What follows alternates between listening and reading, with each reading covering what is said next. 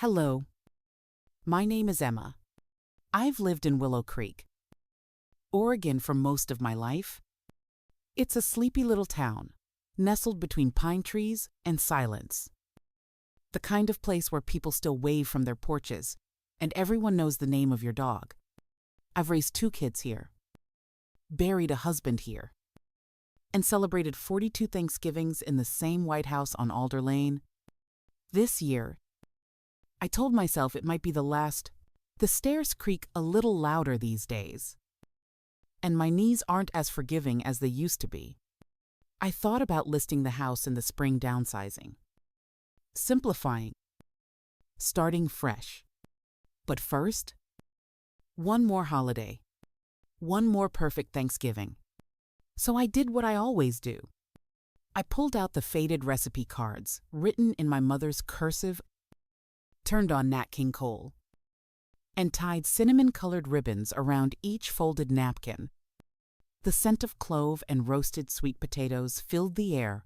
I even made my husband Tom's famous buttermilk cornbread stuffing, the one that always disappeared first. He's been gone 5 years now, but somehow, I still hear him humming when I cook. I'd gotten a text from Rachel, my daughter, 2 days earlier.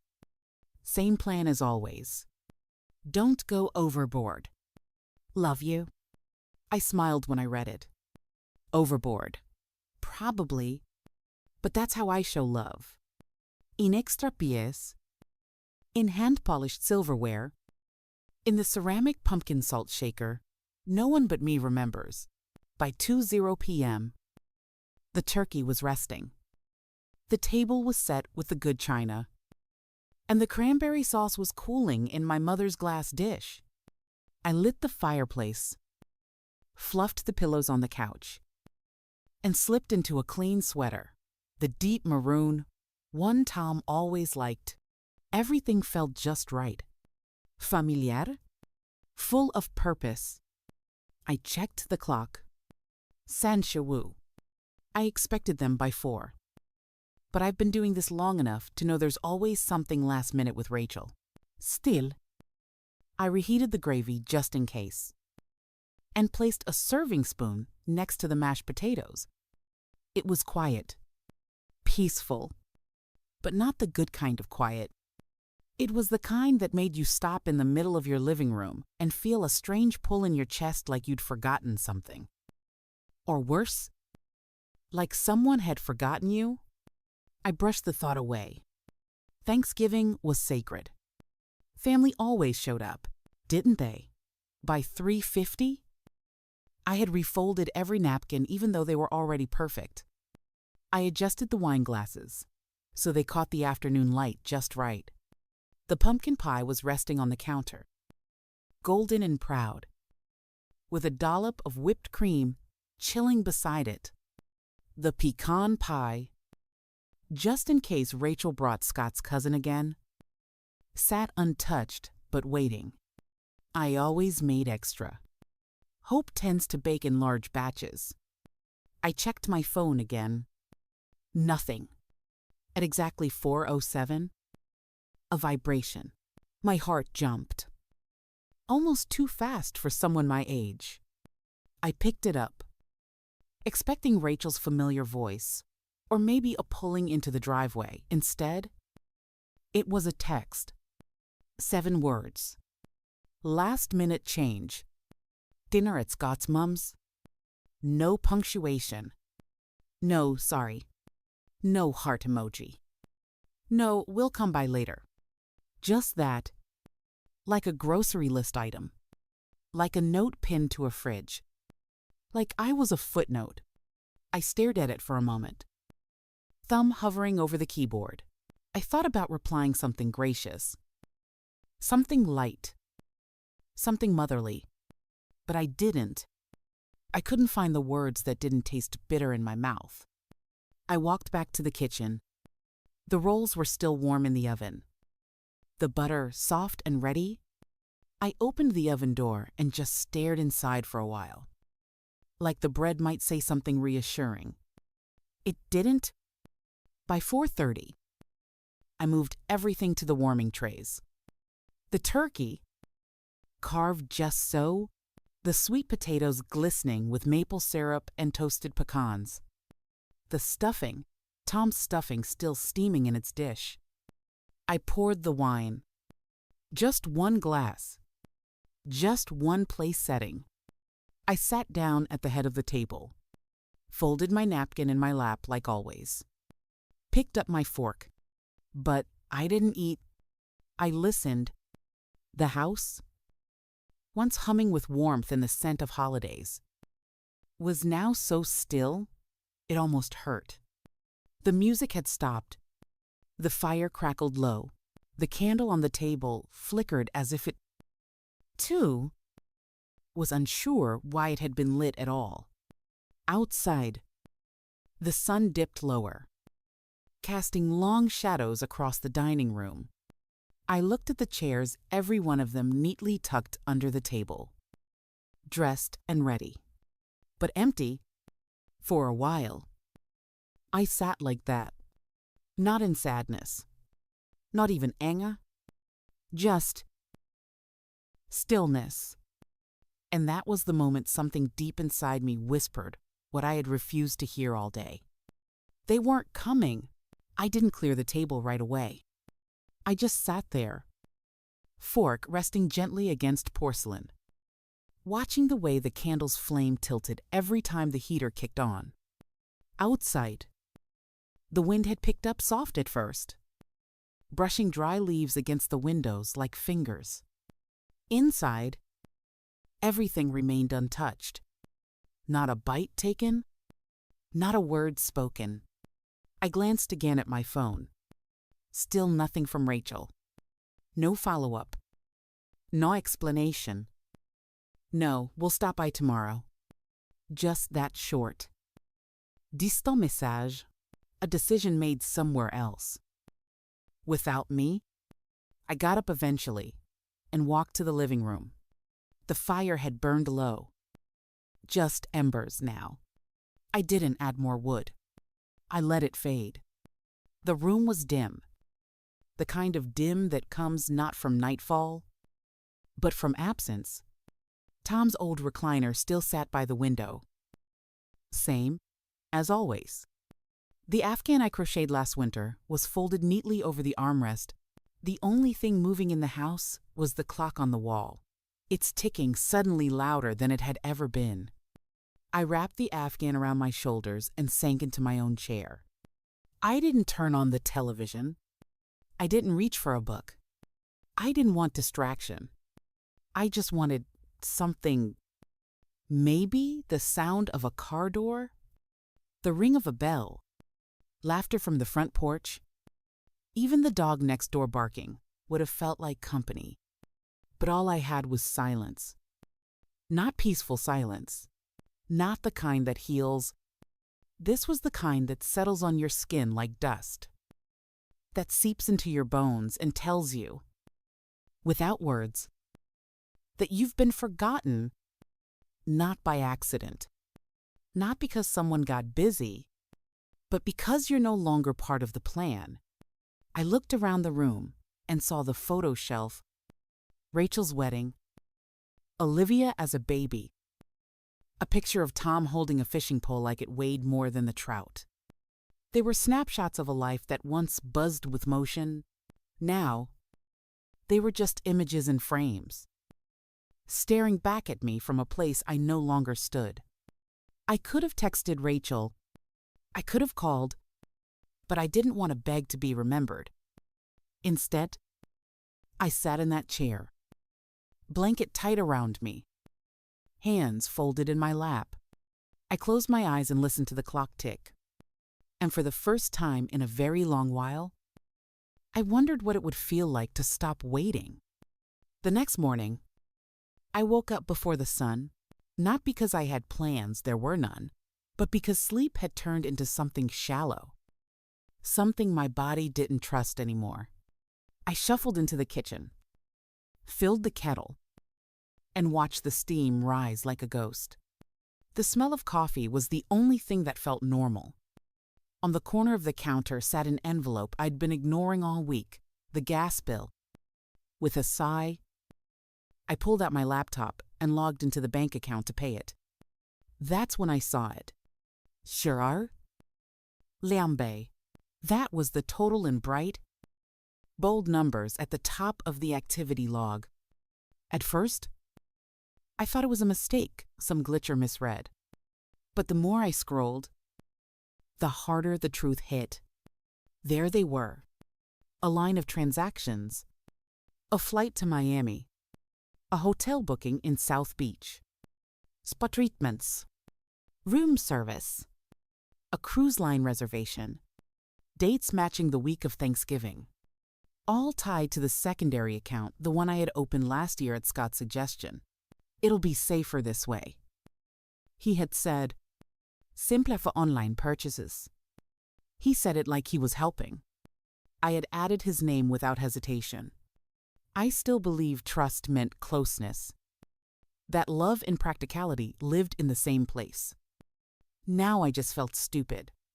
I clicked through the charges, reading each one out loud like they might shift, meaning if I gave them sound.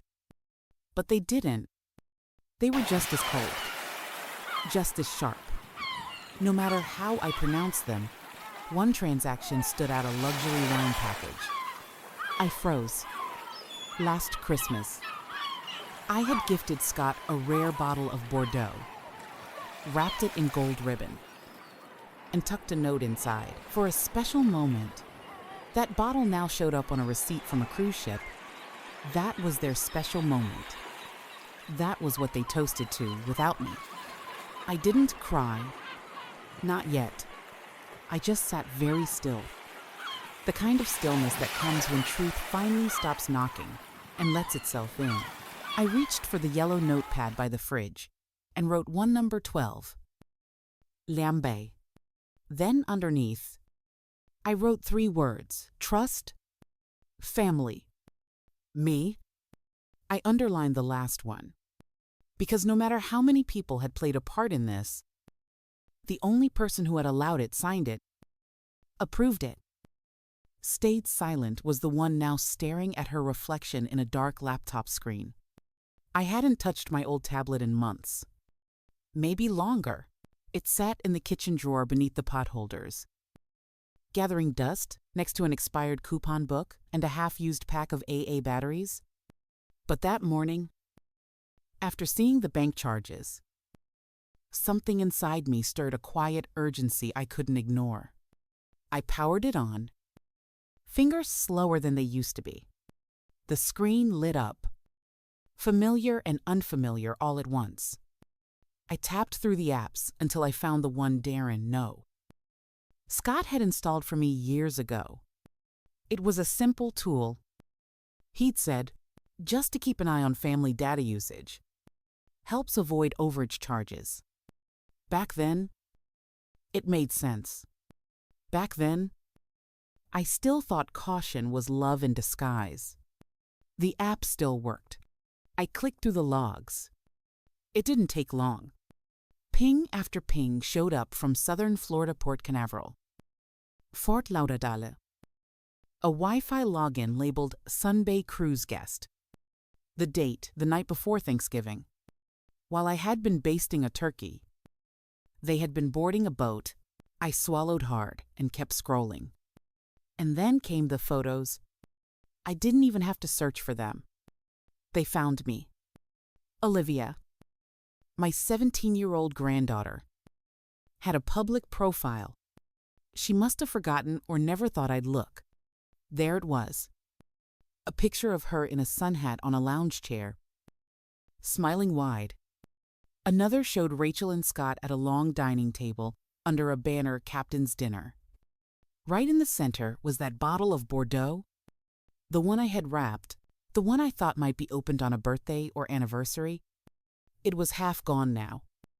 Split between glasses I didn't pour, held by hands that never once raised a toast to me. The last picture stopped me cold. Olivia holding a handwritten card. It read, Happy Thanksgiving, and underneath, in glittery gold ink, family. No mention, no tag, no extra seat left empty for the woman who had folded every napkin and lit every candle. No signal that I had ever been included, even in spirit. I closed the tablet and set it gently on the table. My palms pressed flat against the wood. It felt cold, like everything inside me had been emptied into that silence, and there was nothing left to warm. They hadn't forgotten. They had chosen to leave me out. I didn't leave the house that day. I didn't need groceries. I didn't want to see neighbors pretending not to notice the drawn look on my face, and I certainly didn't want to bump into anyone who might ask, "How was your Thanksgiving?" instead. I stayed home with the kind of energy that doesn't buzz, it sharpens. Quiet. Focused. I pulled out the fireproof box from the hall closet, the one labeled "just in case," and opened it on the same dining table where their untouched plates had once sat. Inside were the old things: Tom's will, Rachel's birth certificate, a faded insurance policy. But tucked behind the paperwork was something more recent, a signed co-ownership form. I remembered the day Scott brought it over. He'd said, "It's just precaution. Emma makes things smoother in case something ever happens." I'd nodded. Because back then, I still thought smooth was the same as safe. But the wording wasn't simple. It wasn't just access, it was control. Silent. Keyed. Unnoticed until now. My signature stared back at me. Written in trust? In love? In the kind of blind faith only mothers seem capable of. That afternoon, I called Dolores, my old friend from church, the one who once joked, "If you ever smell trouble in your numbers, I've got a cousin in estate law." At the time, I laughed. Now, I wasn't laughing. Dolores answered on the second ring. I didn't give her the full story. Just enough. "I think I need someone to take a look at my financial setup," I said. She didn't ask questions. She just gave me the name of her cousin, Catherine Mayfield, and said, "You're making the right call." That night, I placed every document I had into a manila folder. I labeled it in bold marker for review. Then I added a printout of the bank statements, the cruise charges, and the digital logs from the tablet. I laid the folder beside Tom's recipe book, then turned off the porch light. Not just for the night, but for the season. That light had burned too long for people who no longer needed it. Later, as I stood at the kitchen window, I saw the neighbor's house glowing warmly across the yard. Laughter carried faintly in the air, muffled by glass and miles of emotional distance. But here, in my house, it was quiet. Not angry, not hurt, just ready. Because when you start locking the right doors, you finally realize which ones were never meant to stay open. The decision to sell the house didn't come with fanfare. No dramatic tears. No sentimental goodbyes whispered into photo frames. It came while I was folding laundry, holding one of Tom's old flannel shirts that still faintly smelled like cedar and thyme. I looked out the window at the maple tree in the backyard, now stripped bare by winter, and I just knew this place had served its season. That night, I dug through my kitchen junk drawer until I found the business card Dolores gave me. Catherine Mayfield, estate and property law. I dialed her number with the same calm you'd use when ordering dinner, not because it wasn't important, but because it was already decided. She picked up after 2 rings, her voice clear, professional. We set up a meeting for the following Tuesday. The next morning, I began packing not the big things, not furniture or heirlooms, just the quiet things. The letters Tom wrote me in college, A baby sock from Rachel's first winter. The birthday cards I kept in a shoebox labeled love notes. I wrapped each one in tissue, not out of sadness, but out of respect. I didn't tell Rachel. I didn't need to. Some choices are better made in silence. Later that afternoon, I walked out to the garage and pulled down the old Christmas box. I dusted it off and opened it like I always did this time of year. Inside were ornaments collected over decades, a reindeer with Olivia's name painted in glitter, Tom's carved wooden snowman, a star I made from cinnamon sticks the year Rachel moved away. I didn't take any of them out. Instead, I closed the lid and taped it shut. Not because I was bitter, because I was done decorating spaces for people who had forgotten the address. That evening, I unplugged the string lights from the porch and turned off the switch to the lantern by the front steps. It was early December, but there would be no holiday display this year. No wreath. No welcome mat. No little ceramic snowman with the cracked hat. That light, the one I had kept burning for years, was officially out. And I felt no grief in the darkness. Just relief. Because sometimes, the bravest thing you can do is not to keep the light on, but to realize it's okay to walk away from the house before someone else blows out the candle for you. It was the Sunday after I'd made the decision to sell when I heard the familiar crunch of tires on gravel. I didn't move to the window. I didn't have to. I knew the sound of Scott's Subaru. It always parked at an angle, a little too close to the hydrangeas. A door slammed. Then footsteps up the porch. A pause. Then a knock confident, as if he still assumed the door would open for him. It did. He still had a key. After all, Mom, he called into the quiet. I was already seated at the kitchen table, dressed for the day. A cup of black coffee cooling beside me. The folder marked "For Review" sat in the center, waiting. He walked in, phone in hand. No coat despite the chill. His face carried that easy. Practiced concern just enough to seem sincere. Not enough to mean anything. We just got back. He said. Things were hectic. Meant to call. I didn't reply. Then he gestured toward the table. Saw a few charges on the bank account. Just wanted to explain there was a mix-up with the cruise. Jenna booked it fast. We'll pay it back. Still, I said nothing. Instead, I pushed the folder toward him.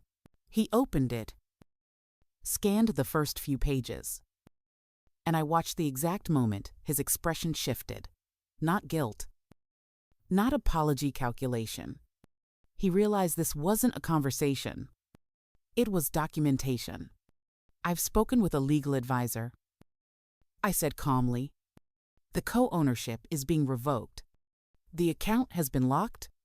The house title is under review. He blinked. That's not necessary. Emma, we're family? I looked him in the eye. Family doesn't forget the table they came from. Silence settled between us. He searched for a way back in maybe a softer path, maybe a loophole in the conversation. But there wasn't one. I just wanted to make sure you were okay. I stood up, slowly but with purpose. The spare key stays on the hook. I said, nodding toward the wall near the door. But it won't open anything that matters anymore. He glanced at the photo on the shelf. Tom's graduation picture, still turned face down from the week before. He didn't reach for it. I slipped on my coat, picked up my purse, and walked past him without pause. He didn't follow. The door clicked softly behind me as I stepped out into the cold. And for the first time in months, the chill didn't sting. Not like betrayal did. I moved into the cottage a week later. It sat just outside of Crater Lake. tucked behind a patch of pine and alder trees. Nothing fancy. One level. White trim. A creaky porch swing. The kind of place you'd miss if you weren't looking for it, but exactly what I needed. There was no one waiting for me inside. No welcoming committee. Just the smell of fresh paint. Clean wood floors. And possibility. The first night, I lit a single candle, not because it was a holiday or a tradition, but because it felt like the right thing to do. It flickered gently on the kitchen counter while I unpacked the essentials: a small box of recipe cards, 2 coffee mugs, and Tom's old flannel shirt I wasn't quite ready to let go of. I made tea and sat by the window. No curtains yet. No framed photos staring back. Just me, the trees, and the silence this time. Not heavy. Not punishing. Just still. The next morning, I woke up early. Not from worry, but from sunlight streaming through the blinds. I brewed coffee in a small pot I bought at the local market, poured it into my favorite mug, and carried it out onto the porch. There, I met Leia, a woman about my age who lived 2 doors down. She was out walking her dog, a shaggy mutt named Benny. We waved. I said something about the cold. She said something about how Benny always finds the sun. We didn't talk long, but something about her presence easy. Unforced felt right. Like company without expectation. Like breathing next to someone without having to explain who you used to be. Later that week, I walked the trail behind the cottage. It curved gently around a small lake, with benches tucked between the trees. On one of those benches, I sat for a while, watching the wind ripple across the water's surface. I didn't think about Rachel, or Scott, or what I might have said if they ever reached out again. They hadn't, and I hadn't reached back, not out of bitterness, but because I was no longer standing where they left me. The cottage slowly filled with life in quiet ways. A lamp in the corner casting soft amber at dusk. A grocery list clipped to the fridge. A folded blanket on the arm of the chair. And on the kitchen counter, a new recipe card peach cobbler. Written in my own handwriting. Not for anyone else. Just for me. It was a quiet Sunday afternoon when I decided to bake the peach cobbler. No occasion, no guests, no reason other than the fact that I wanted the house to smell like cinnamon and brown sugar. I tied on the apron Rachel made in middle school, faded and fraying at the edges, and peeled the fruit slowly. Deliberately. Like I had all the time in the world. Because I did. While it baked, I sat at the table with a cup of tea and watched the light shift across the floor. No place settings. No extra chairs. Just one candle lit for warmth. Not for memory. And then my phone buzzed. A text from Rachel. Heard from Scott you've been making some changes. Just wondering what's going on. I read it once. Then again. It wasn't a question. It was a probe. A way back in. A few minutes later, she called. I let it ring. On the 4th try, I answered. Her voice was bright. Too bright. Hey. Mom, Scott told me, you've been moving money around, selling the house. She laughed awkward. Rehearsed. We were just a little confused. Thought we should talk. You know, like we used to. I didn't reply right away. She kept talking about misunderstandings, about how the cruise wasn't what it looked like, about how maybe I was reading into things too much. She didn't ask how I was, not once. When she paused, I said softly, I've spoken to legal. The estate is being restructured. Any further access to accounts is restricted and under review. Silence. Then a new tone. You're overreacting. We're family. Mom, we've always been there for you. I almost smiled at that. No, I said gently. You were there when it was convenient. I ended the call without waiting for her reply. I slid the phone across the counter and opened the oven. The cobbler was golden, bubbling at the edges. I placed it on the windowsill to cool and leaned in to inhale the warmth. That evening, I ate a slice of it by myself at the kitchen table. No finichina, just a fork and a paper napkin.